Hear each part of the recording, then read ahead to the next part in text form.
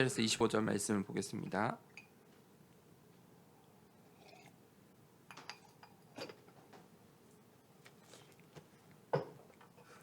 고린도전서 14장 13절에서 25절 말씀을 제가 읽어드리도록 하겠습니다. 그러므로 방언을 말하는 자는 통역하기를 기도할지니 내가 만일 방언으로 기도하면 나의 영이 기도하거니와 나의 마음은 열매를 맺지 못하리라. 그러면 어떻게 할까? 내가 영으로 기도하고 또 마음으로 기도하며 내가 영으로 찬송하고 또 마음으로 찬송하리라. 그렇지 아니하면 내가 영으로 축복할 때 알지 못하는 처지에 있는 자가 내가 무슨 말을 하는지 알지 못하고 내 감사에 어찌 아멘하리요. 너는 감사를 잘하였으나 그러나 다른 사람은 덕 세움을 받지 못하리라. 내가 너희 모든 사람보다 방언을 더 말함으로 하나님께 감사하노라. 그러나 교회에서 내가 남을 가르치기 위하여 깨달은 마음으로 5마디 말을 하는 것이 1만마디 방언으로 말하는 것보다 나으니라. 형제들아, 지혜에는 아이가 되지 말고 악에는 어린아이가 되라. 지혜에는 장성한 사람이 되라. 율법에 기록된 바 주께서 이르시되 내가 다른 방언을 말하는 자와 다른 입술로 이 백성에게 말할지라도 그들이 여전히 듣지 아니하리라 하였으니 그러므로 방언은 믿는 자들을 위하지 아니하고 믿지 아니하는 자들을 위하는 표적이나 예언은 믿지 아니하는 자들을 위하지 않고 믿는 자들을 위함이니라. 그러므로 온 교회가 함께 모여 다 방언으로 말하면 알지 못하는 자들이나 믿지 아니하는 자들이 들어와서 너희를 미쳤다 하지 아니하겠느냐. 그러나 다 예언을 하면 믿지 아니하는 자들이나 알지 못하는 자들이 들어와서 모든 사람에게 책망을 들으며 모든 사람에게 판단을 받고 그 마음에 숨은 일들이 드러나게 되므로 엎드려 하나님께 경배하며 하나님이 참으로 너희 가운데 계신다 전파하리라. 아멘. 오늘 지혜에는 장성한 사람이 되라라는 제목으로 함께 말씀을 나누겠습니다. 이 고린도 교회 성도들이 어린 아이와 같은 이 신앙생활 속에 있었습니다. 그래서 바울이 너희가 지혜에는 장성한 사람이 되어야 한다. 장성한 사람이 되라 하고 오늘 이 말씀을 전달하고 있습니다. 그들이 이 고린도 교회 성도들이 왜 아직 어린아이의 신앙의 수준에 머물러 있었을까요? 그들이 절대 언약을 놓쳤기 때문입니다. 그것이 바울과 이 고린도 교회 성도들의 큰 차이점이었습니다. 그들이 이 절대 언약을 붙잡지 못했기 때문입니다. 이 세상의 흐름 속에 있으면서 신앙생활 하려 했기 때문입니다.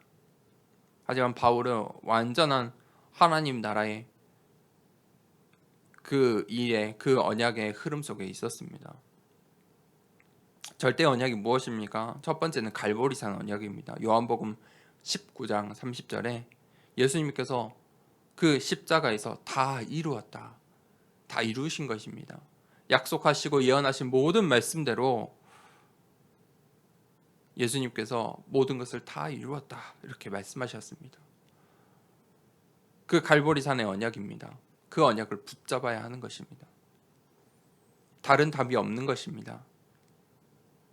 그때 우리가 이 감람산 언약을 누릴 수 있는 것입니다. 감람산 언약이 무엇입니까? 사도행전 1장 1절, 3절, 8절 예수 그리스도 3절에는 하나님 나라. 이 예수님께서 40일 동안 공생의 사역에 하나님 나라의 일에 대해서만 전달하셨다는 것입니다. 마지막 8절에 오직 성령으로, 오직 성령을 약속하셨습니다. 우리가 그 감람산 언약을 누려야 하는 것입니다. 그때 이 마가다락방의 언약, 축복, 체험들이 그것을 체험할 수 있습니다. 마가다락방 언약이 무엇입니까? 사도행전 2장 1절에 그들이 이 감람산 언약을 붙잡은 자들이 모였습니다. 함께 모여서 기도하기 시작한 것입니다. 예수님께서 이제 승천하시고 예수님이 없는 시대에 그들이 모인 것입니다. 그리고 이제 성령을 간구한 것입니다. 이 감람산 언약을 누린 것입니다. 그때 오순절 날에 성령 강림의 역사들이 일어나는 것입니다. 그러니 이 마가다락방에 있는 자들이 이 마가다락방의 언약이 성취됩니다. 무엇입니까? 15개 나라의 말로 방언을 하게 되고 그들이 곧 흩어지고 마게다냐 하나님께서 인도하시는 저 로마 복음화까지의 그 응답들을 체험하게 되는 것입니다. 그것이 마가다락방의 언약입니다. 우리가 이 언약의 흐름 속에 있어야 합니다. 그때 우리가 절대 여정을 가게 됩니다. 이 초대교회가 이 절대 여정 속에 있었습니다. 절대 여정이 무엇입니까? 첫 번째 올인입니다. 무엇에 올인해야 됩니까? 우리의 인생을 무엇에 올인해야 됩니까? 사람들이 각자 자기가 원하는 바 생각하는 대로 가치대로 올인하며 삽니다. 하지만 이 절대 언약 속에 있는 사람들은 이 교회 세우는 일에 올인해야 합니다. 이 초대교회가 각자 환난과 핍박으로 흩어졌는데 자신들이 흩어진 그 현장 속에서 교회 세우는 일에 올인한 것입니다. 그래서 초대교회 15개 나라에 흩어진 지역마다 교회가 세워지는 것입니다. 그때 올아웃의 응답을 받을 수 있습니다. 내 업의 현장에, 학업의, 생업의 현장에 하나님께서 함께 하시는 것입니다. 교회 세울 수 있는 능력을 주십니다. 내 힘으로, 내 노력으로, 내 능력으로 교회를 세우는 것이 아니지요. 우리가 우리의 힘으로 어떻게 이 교회를 세우겠습니까? 하나님께서 교회에 세울 업의 축복을, 올아웃의 축복을 주시는 것입니다. 그때 하나님께서 올 체인지, 모든 것을 다 바꾸십니다. 현장에 응답하신 것입니다. 현장에서 응답을 맛보게 하십니다. 불가능한 현장을 가능토록 하나님께서 하시는 것입니다. 하나님께서 이 황폐하고 폐역한 땅, 이 고린도 지역에 우상이 만연하고 음란의 문화가 만연하고 경제 또 그들이 좋아하는 대로 네피림 시대의 문화가 만연한 이 고린도 지역에 교회를 세우시는 것입니다. 그들을 바꿔 가시는 것입니다. 그때 세 번째 절대 목표가 보이는 것입니다. 하나님께서 왜 교회를 세우십니까? 왜 우리의 업에 응답하십니까? 왜 하나님께서 이 현장에 굳이 교회를 세우십니까? 그 절대 목표가 보이는 것입니다. 그것이 바로 전도와 선교입니다. 하나님 나라. 그것이 하나님께서 원하시는 일이기 때문입니다. 그럼 오늘 고린도 교회 성도들이 어떤 상황에 있었고 또 우리가 그러한 상황 속에 또 우리의 모습들을 이 고린도 교회를 통하여 발견하면서 우리가 오늘 또 붙잡아야 할 언약과 그 언약 속에 한 주간 우리가 실천해야 할 미션들을 찾아내는 시간 되길 원합니다. 첫 번째는 열매 맺는 신앙생활입니다. 신앙생활은 반드시 열매가 맺어져야 합니다. 신앙생활을 올바르게 하고 있다면 열매가 맺어질 수밖에 없습니다. 올바른 언약의 여정 속에 있다면 이 CVDIP 속에 있다면 반드시 결과가 나옵니다. 그런데 오늘 이 고린도 교회는 잘못된 지금 결과가 나오고 있는 것입니다. 그래서 바울이 고린도 교회 성도들을 권면하고 있는 것입니다. 이 13절에서 15절에 그러므로 방언을 말하는 자는 통역하기를 기도할지니 내가 만일 방언으로 기도하면 나의 영이 기도하거니와 나의 마음은 열매를 맺지 못하리라. 그러면 어떻게 할까? 내가 영으로 기도하고 또 마음으로 기도하며 내가 영으로 찬송하고 또 마음으로 찬송하리라. 이 방언을 이들이 신앙생활의 중점으로 삼았어요.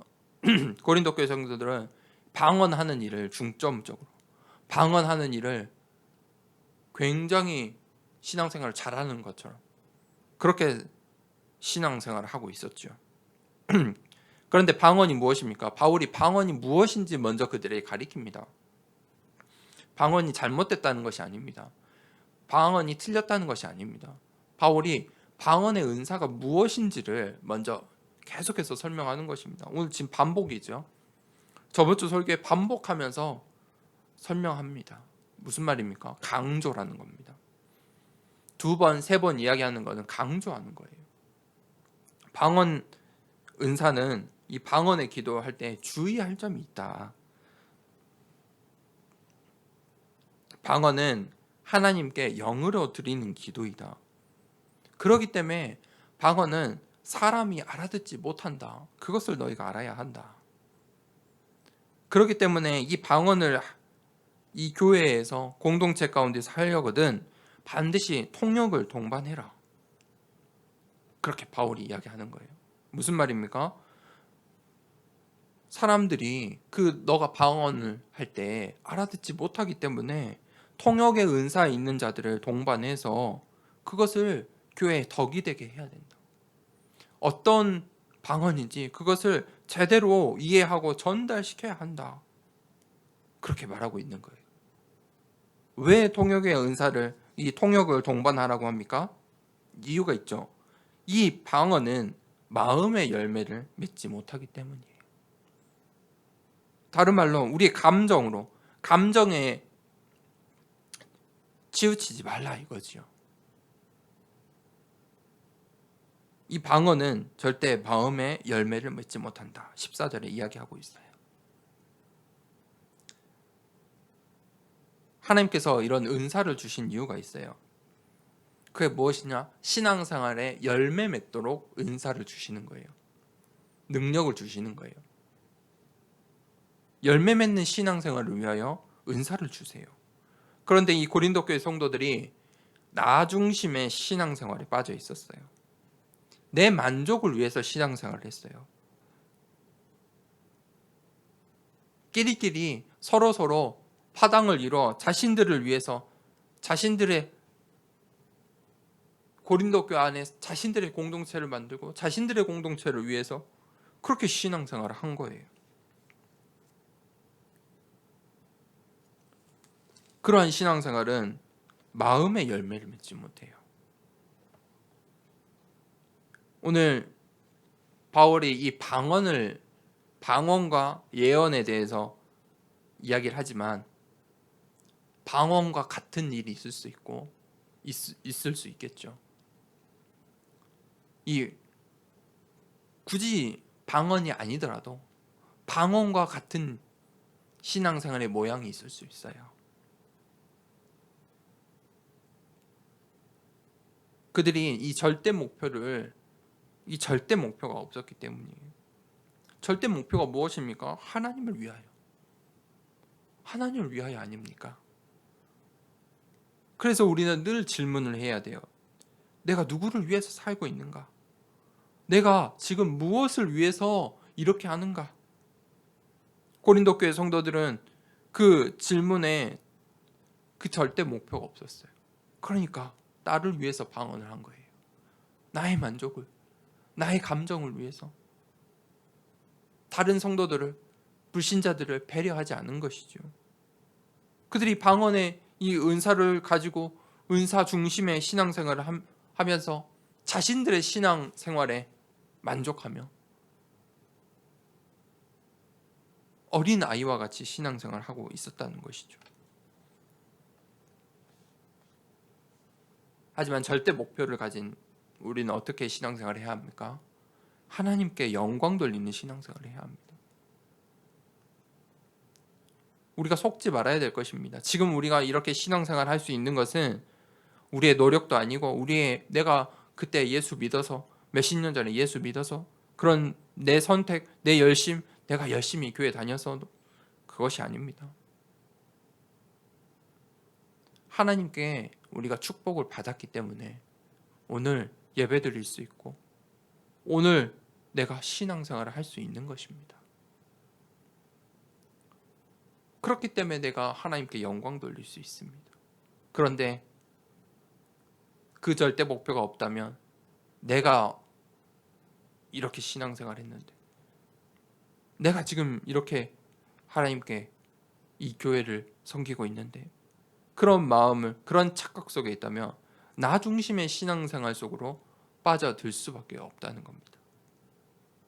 우리 신앙생활은 반드시 열매가 맺어져야 합니다. 그 열매가 무엇입니까? 하나님 나라의 확장입니다. 그 열매가 무엇입니까? 생명입니다. 생명이 살아나는 것입니다. 그 일을 위해서 빛과 소금의 사명을 이 땅에서 하나님의 도구로 빛과 소금의 사명을 다하라고 우리를 불러주시고 이 현장에, 내 현장에, 이 교회에, 우리의 가정에 하나님께서 세우신 것입니다. 그래서 우리가 이 열매 맺는 신앙생활, 반드시 이 절대 목표를 향해 가야 합니다. 열매 맺는 신앙생활이 무엇입니까? 교회를 세우는 인생입니다. 우리가 그 절대 목표의 축복을 받아야 합니다. 그때 우리가 이 열매 맺는 신앙생활을 위해서 우리의 열매를 늘 확인해야 합니다. 나에게 지금 어떤 열매들이 맺어지고 있는지, 내가 지금 어떤 흐름 속에 있는지. 이 열매는 신앙생활의 연수와 상관없습니다. 연차와 상관없습니다. 나이와 상관없습니다. 남녀노소와 아무 상관없는 것입니다. 내가 아직은 준비하니까 내가 이렇게 되면 10년 후에 20년 후에 열매 맺겠지. 그것이 아닙니다. 저 어린 아이도 렘넌트들에게도 요셉은 청소년 때 언약을 붙잡았죠. 열매가 맺어지는 겁니다. 가는 곳마다 형통한 축복을 누리는 것입니다. 내가 지금 어떤 흐름 속에 있는지 확인을 해야 합니다.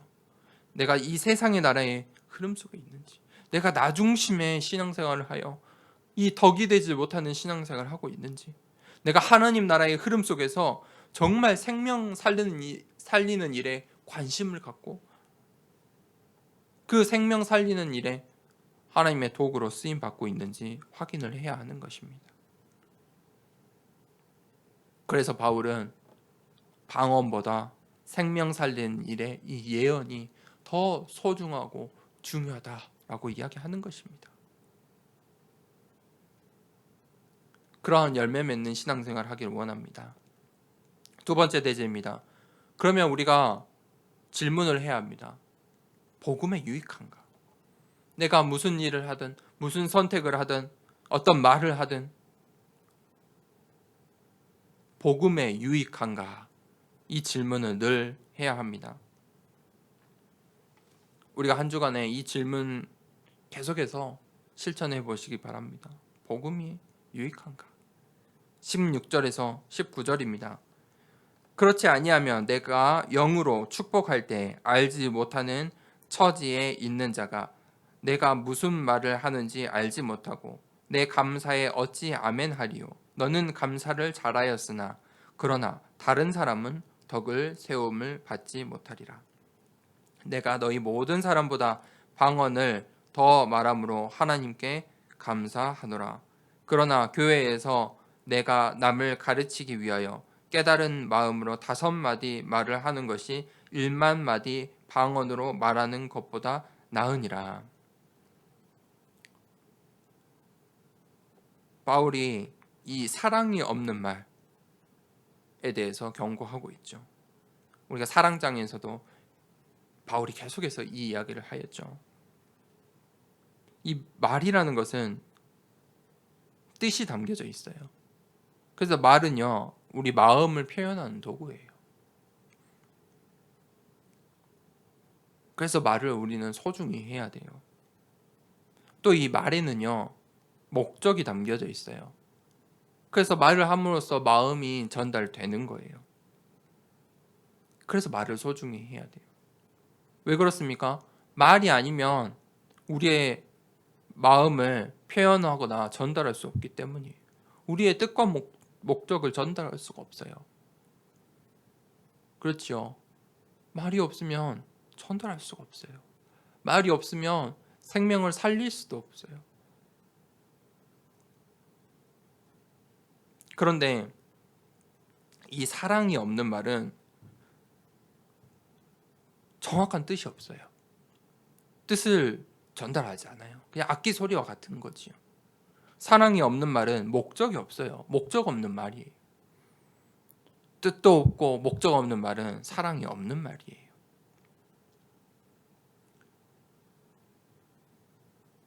그래서 바울이 이야기해요. 너는 감사를 잘하였으나 그러나 다른 사람은 덕세움을 받지 못하리라. 개인의 신앙은 이 감사가 넘치고 복이 넘치고 은사가 넘치는데, 이 방언이 넘치는데, 결국 그 신앙생활이 사랑이 없는 신앙생활이기 때문에 다른 사람은 그 개인을 보며 감사가 넘치지 않는다는 거예요. 다른 사람들은 살릴 수 없다는 거예요. 덕이 되지 않는다는 거예요. 불신자의 그 생명은 살릴 수 없는 거예요. 아이러니죠. 나는 신앙생활을 잘하고 있는데 남을 살릴 수 없는 거예요. 남이 나를 보면서 살 수 없는 거예요.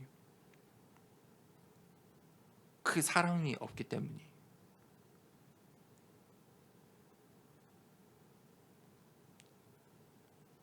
그래서 바울은 18절에 이렇게 말하죠. 내가 너희 모든 사람보다 방언을 더 말함으로 하나님께 감사하노라. 그러나 교회에서 내가 남을 가르치기 위하여 깨달은 마음으로 5마디 말을 하는 것이 1만 마디 방언으로 말하는 것보다 나으니라. 바울은 누구보다 방언을 잘한다. 나는 너희들 누구보다도 방언의 은사를 받았다. 더 훌륭하고 더 뛰어나고 더 잘할 수 있다. 하지만 나는 남을 가르치는 5마디 말을 선택하겠다. 1만 마디의 방언과 5마디의 말 중에 난 5마디의 말을 선택하겠다. 왜 그렇습니까? 어떻게 비교할 수 있습니까?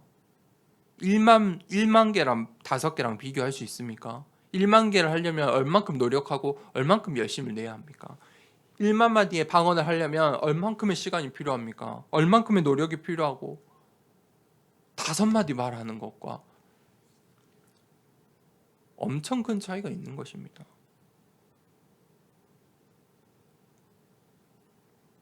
그런데 1만 마디의 방언은 생명을 살릴 수가 없습니다.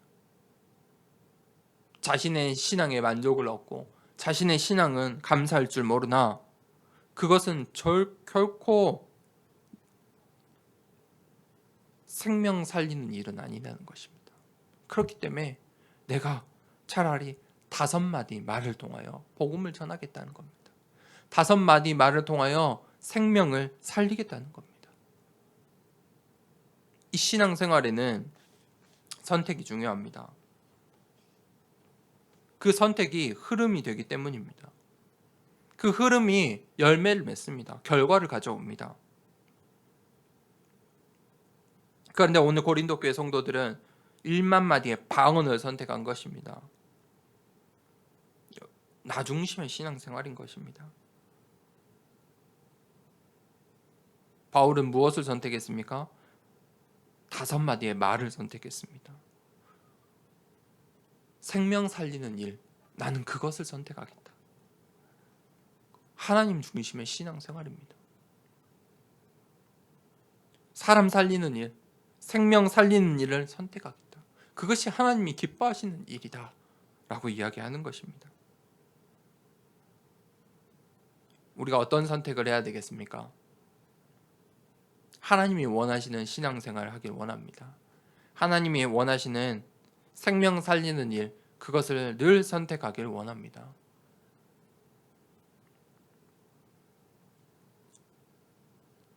그때 바울이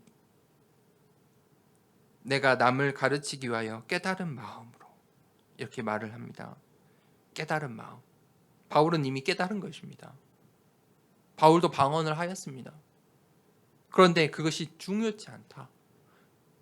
하나님 나라의 일에 중요한 것이 아니다라는 것을 알게 되었습니다. 하나님의 말씀, 이 로고스의 말씀은 누구나 볼 수 있습니다.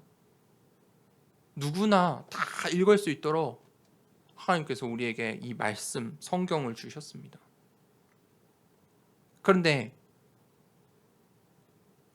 그 로고스의 말씀 속에서 하나님께서 나에게 주시는 말씀, 나에게 주시는 언약, 그 속에 미션의 말씀, 레마가 있습니다.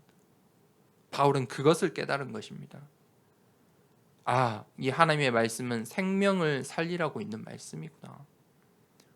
성경을, 이 하나님의 말씀을 가까이 해야 하는데 성경을 많이 읽으란 말이 아닙니다.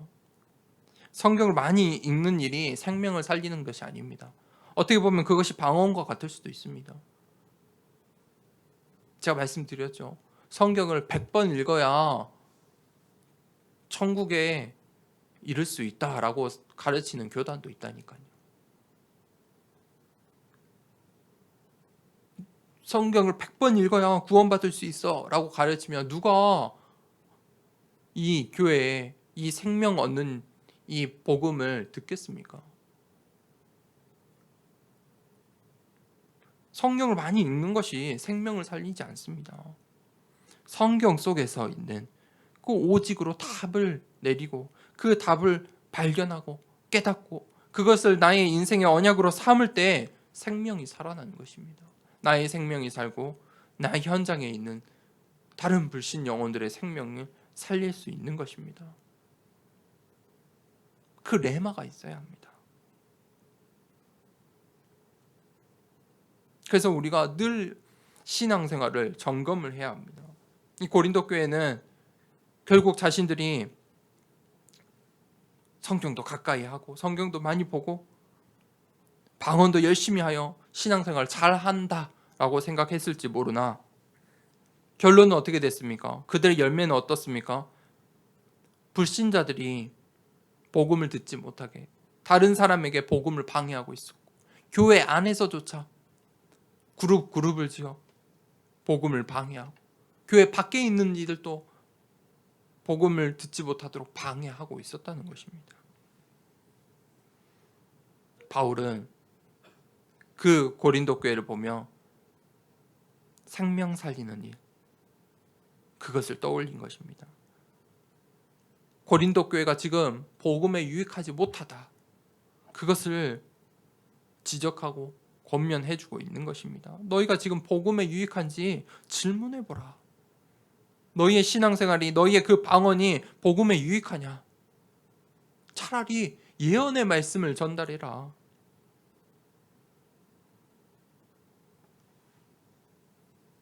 하나님의 도구가 누구입니까? 이 땅에서 하나님의 나라를 확장하는 일에 하나님의 도구는 누구입니까? 저 동물들입니까? 인터넷입니까? 이 교회 건물입니까? 아닙니다. 나입니다. 나. 사람입니다. 그럼 나 자체가 하나님의 도구입니까? 실질적으로 나의 입술, 나의 말이 하나님의 도구인 것입니다. 하나님의 나라가 그렇게 확장되는 것입니다. 하나님의 사랑이 그렇게 전달되는 것입니다. 이 하나님 나라에 확장되는 이 전도와 선교에 이 복음이 전달되는 이 일에 우리가 소망을 주어야 합니다. 그 일에만 우리에게 기쁨이 있는 것입니다. 이 언약의 여정 속에 있을 때에 신앙생활이 즐겁고 힘이 나는 것입니다. 그냥 이 언약의 여정에 있기만 하면 생명이 살아날 수 있는 것입니다.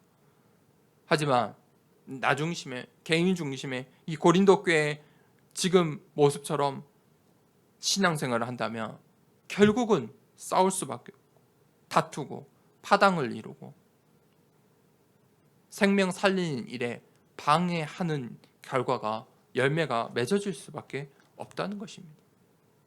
그들의 신앙은 감사가 넘쳐나고 방언을 잘하는 것 같이 보이지만 결론은 그 열매는 복음에 방해되는 일을 하고 있다는 것입니다.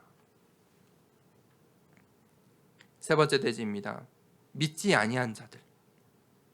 바울이 그것을 이야기합니다. 믿지 아니한 자들을 위해서 우리가 신앙생활을 해야 한다. 20절에서 25절입니다. 20절에 형제들아 지혜에는 아이가 되지 말고 악에는 어린 아이가 되라. 지혜에는 장성한 사람이 되라. 이 지혜에 장성한 사람, 성숙한 신앙생활을 하라는 것입니다. 그것이 성숙한 신앙생활입니다. 악에는 미련하라는 것입니다.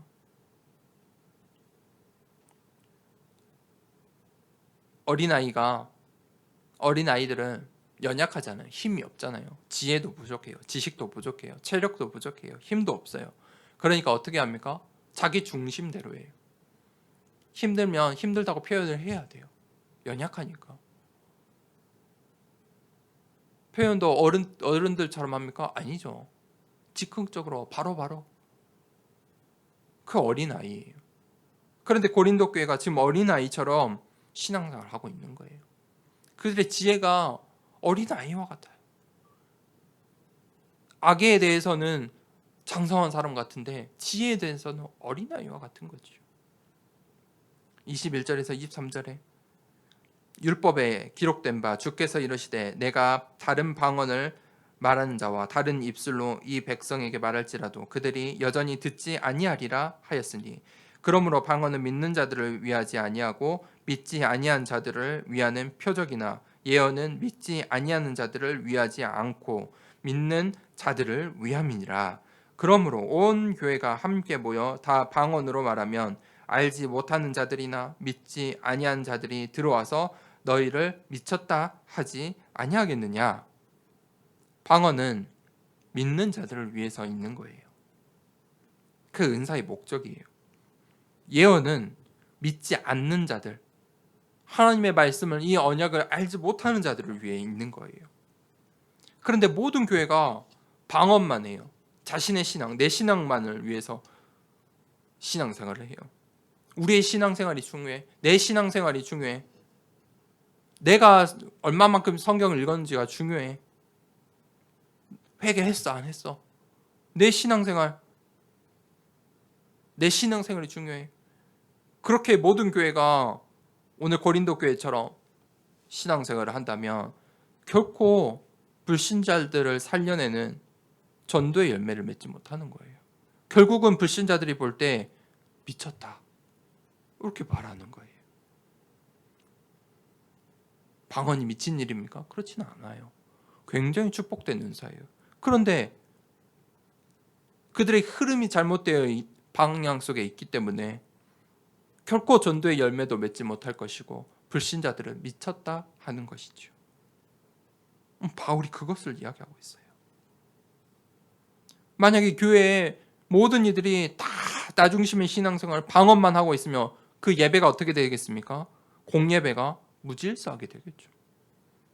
다 여기 앉아서 모든 성도들이 앉아서 내 신앙생활 방언 내 방언 그러고 있으면 교회가 무질서하게 되는 거예요. 하나님께 드려야 될 그 예배가 질서가 무너지겠죠. 그래서 방언을 주의해라 바울이 이야기하는 거예요. 그게 방언뿐만이겠습니까? 아니죠. 방언과 같은 신앙생활 모양 있겠죠. 그것들을 우리가 주의해야 하는 거예요. 하나님께서 주신 이 은사의 목적은 열매 맺는 일이에요. 열매 맺으라고. 그런데 교회의 덕이 되는, 교회를 세우는 열매를 맺어야 하고 하나님께 영광 돌리는 일에 열매를 맺어야 하는데, 불신자들이 볼 때 덕이 되지 못하고 하나님을, 교회를 보면서 하나님을 바라보지 못한다는 거예요.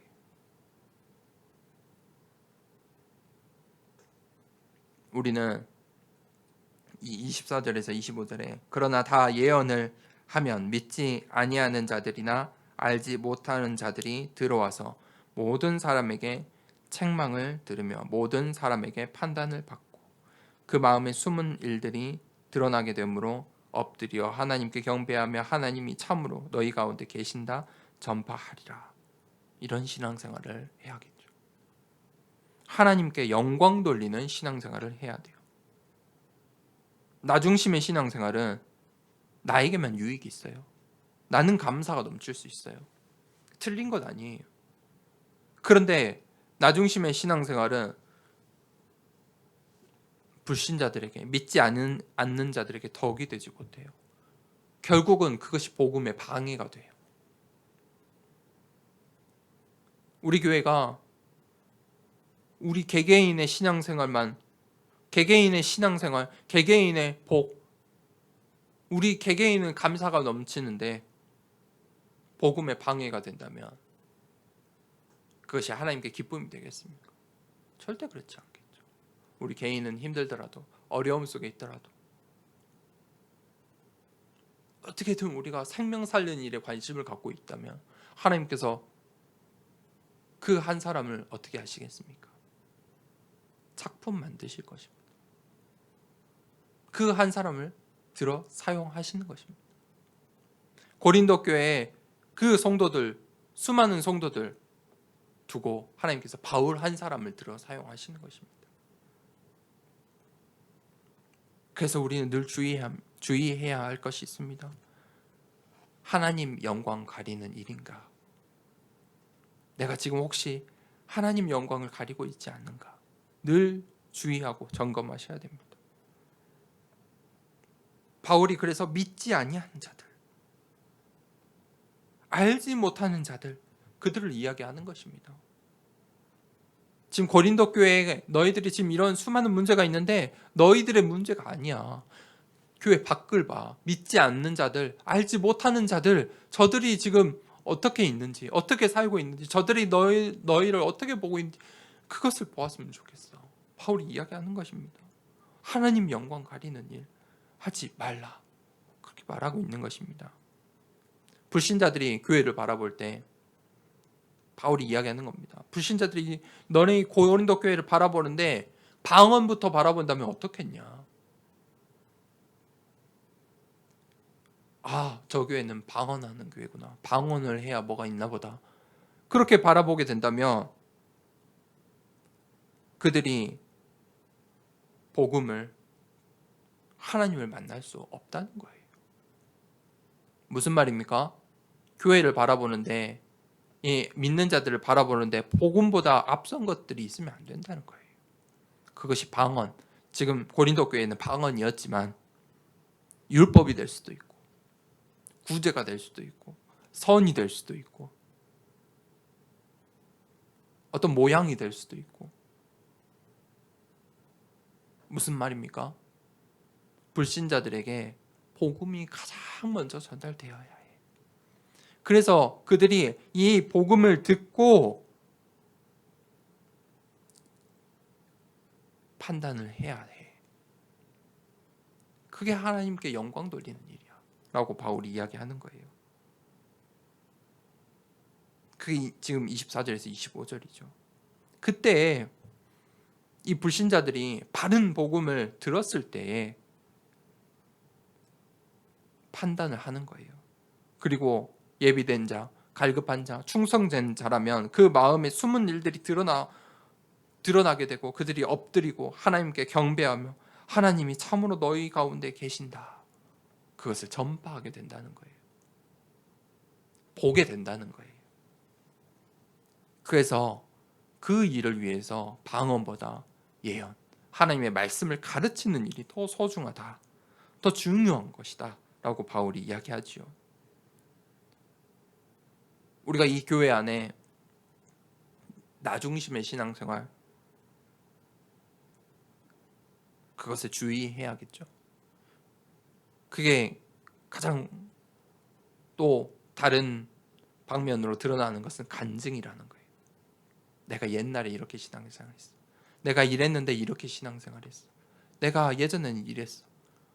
간증으로 복음을 전해서는 안 돼요. 내 간증이, 내 인생 스토리가 복음보다 앞서서는 안 돼요. 복음을 전하는 일에 간증이 앞서서는 안 돼요. 방언과 마찬가지. 그것은 나에게 감사하고 나에게 유익한 것이지 남에게, 불신자들에게 덕이 될 수는 없어요. 오직 하나님의 복음만, 올바른 복음만. 그래서 불신자들이, 하나님을 믿지 않는 자들이, 하나님의 언약을 모르는 자들이 그 복음을 듣고 판단하게 해야 합니다. 그런데 내 간증을 듣고, 우리의 스토리를 듣고, 모양을 보고, 야, 저 교회는 뭐 이렇게 저렇게 한대, 그러한 일들로 복음보다 그러한 것들이 먼저 들어간다면 그것이 결코 덕이 되지 않는다는 것이죠. 불신자들도 이 복음을 먼저 들을 때, 올바른 하나님의 말씀을 들을 때 하나님을 경배하게 된다는 거예요. 하나님께 경배하며 하나님이 참으로 너희 가운데 계신다 전파하리라. 그들이 하나님이 나와 함께 하심을 보게 돼요. 언제요? 올바른 복음을 전달할 때. 우리가 믿지 아니하는 자들에게 그래서 방언보다 예언을, 우리의 인생의 스토리, 간증보다 오직 이 복음의 말씀을, 오직을 전달해야 하는 것이죠. 그게 하나님께 영광 돌리는 신앙생활이에요. 우리의 교회가 내가 이렇게 했어, 나의 영광이 아니라 하나님 영광, 오직 예수 그리스도.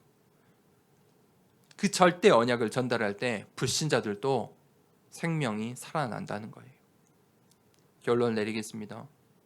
그래서 우리가 이 정확한 언약이 있어야 돼요. 이 언약이 정확하지 않으면 내 이야기를 하는 거예요. 방언을 하는 거예요. 내 간증을 이야기해요. 우리가 이렇게 했어. 우리 그룹이 이래. 우리 파가 이러고 있고 너네들은 지금 잘못하고 있잖아. 그렇게 되는 거예요. 언약이 분명하지 않기 때문이에요. 잘못된 언약 속에 있기 때문이죠. 정확한 언약 속에 있다면 우리의 인생의 여정이 하나님의 말씀으로 인도받을 수 있어요. 정확한 우리가 언약 속에 있다면 반드시 그것이 성취되게 되어 있어요. 하나님의 언약은 반드시 성취돼요. 하나님의 언약이기 때문이에요. 내가 이루고 싶은 꿈이 아니기 때문이에요. 내가 이루고 싶은 꿈이고 바람이 아니고 하나님께서 주신 언약이라면 그 언약은 반드시 성취되게 되어 있어요. 그래서 정확한 언약을 붙잡는 게 중요해요. 우리가 그 정확한 언약 속에 있을 때 그 성취를 확인할 수 있는 거죠. 그때 두 번째, 우리가 하나님의 시선이 보여요. 잘못된 언약 속에 있으면 절대 이것을 볼 수 없어요. 고린도 교회가 그것을 보지 못했어요. 하나님의 시선을 보지 못했어요. 바울은 하지만 하나님의 시선을 본 거예요. 하나님이 무엇에 관심 갖고 하나님께서 어떤 현장에 애타하신지 그걸 본 것이죠. 하나님의 시선이 어디에 있습니까? 빈 곳에 있어요. 237 나라의 빈 곳. 교회 안에, 교회의 빈 곳. 그리고 우리의 현장에 빈 곳. 반드시 있다는 거예요. 우리의 현장에, 교회에, 237 나라에 복음이 필요한 사람들이 있어요. 이 복음을 들었을 때 하나님께 경배하게 될 사람들이 있다는 거예요. 숨은 일들이 드러나게 되는 그 예비된 사람이 있다는 것이죠. 예비된 현장이 있어요. 예비된 나라가 있다는 거예요. 그 빈 곳을 보게 되는 것이죠. 두 번째는 미자립교회. 하나님의 시선이 거기에 있다는 거예요. 우리가 이제 이렇게 예배 드린 지 1년 이제 되어 가는데 하나님의 관심이 여기에 있다는 거예요. 미자립교회 목회자에게. 왜 그렇습니까? 하나님의 도구이기 때문이에요. 하나님의 교회 세우는 일, 이 전도와 선교하는 일에 최전방에 있기 때문이죠. 그래 하나님께서 이곳에 있다는 거예요. 또 하나님의 시선이 어디에 있습니까? 세 번째는 TCK에게 있어요. 왜 그렇습니까? 하나님께서 이 히브리 사람 요셉을 노예로 애굽 땅에 가게 하셨어요. 그리고 그 요셉을 통해서 요셉이 완전히 제 3의 문화권이었잖아요. 애굽에서 자기는 히브리 문화, 이 이스라엘 민족의 그런 문화 속에 살았던 요셉인데 그 청소년기에 청년기에 애굽에서 완전 TCK죠. 그런데 그 TCK 요셉을 통해서 애굽 살리게 하신 거예요. 또 모세는 반대로예요. 모세는 태어나자마자 레위 지파 가운데서 태어났지만 모세는 애굽의 왕국에서 자랐어요. 그 모세를 통해서 그 TCK 모세를 통해서 하나님께서 어떤 응답을 주셨습니까? 출애굽의 응답을 주신 거예요. TCK에게는 하나님의 특별한 계획이 숨겨져 있어요. 하나님의 큰 언약의 역사들이 숨어져 있어요. 그래서 우리의 현장에 TCK들을 볼 때 우리의 현장에 TCK 만남이 있다면 반드시 이 하나님의 시선을 우리가 봐야 돼요. 그래서 오늘 우리가 정말 하나님께 영광 돌리는 고린도 교회의 그런 고린도 교회의 흐름이 아니라 바울의 흐름, 바울이 붙잡았던 그 언약의 흐름 속에 정확한 언약 속에 하나님의 시선을 바라보는 그런 언약의 백성 되길 축복합니다. 그런 지혜에 장성한 사람이 되길 축복합니다. 이 시간에 받은 말씀 가지고 함께 기도하겠습니다. 하나님, 우리가 고린도 교회처럼 어린아이와 같은 신앙생활에 빠지지 아니하고 하나님 바울처럼 지혜에 장성한 사람이 되어 하나님의 그 절대 언약을 붙잡고 하나님의 그 시선을 바라보고 하나님께 영광 돌리는 신앙생활을 할 수 있도록 인도하여 주시옵소서. 이 말씀 붙잡고 함께 기도하겠습니다.